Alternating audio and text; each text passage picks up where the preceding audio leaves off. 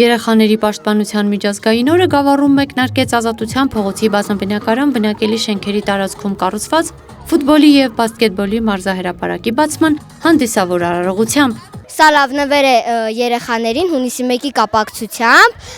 և ես շատ ուրախ եմ և շնորհավորում եմ բոլոր մանուկներին հունիսի 1-ը։ Մարզահրապարակը կառուցվել է Գավառի մասնակցային բյուջետավորում 2025 ծրագրի շրջանակում պետություն համայնք համատեղ ֆինանսական ներդրումով։ Ծախսվել է 50 միլիոն 500 հազար 800 դրամ, որի 57%-ը հատկացվել է Գավառ համայնքի բյուջեից, 43%-ը պետական բյուջեից։ Ծրագիրը բնակիչների կողմից ներկայացված և քվեարկության արդյունքում հաղթող ճանաչված առաջարկներից է։ Շատ լավ է, որ այս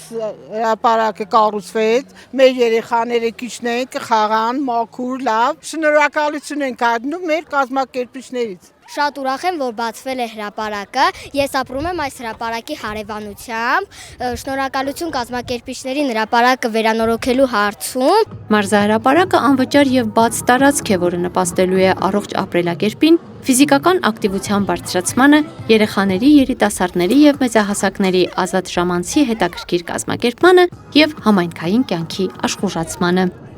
Ալբարդ Մանուկյան, Քյավառ հեռուստաընկերություն, Եղամը օր։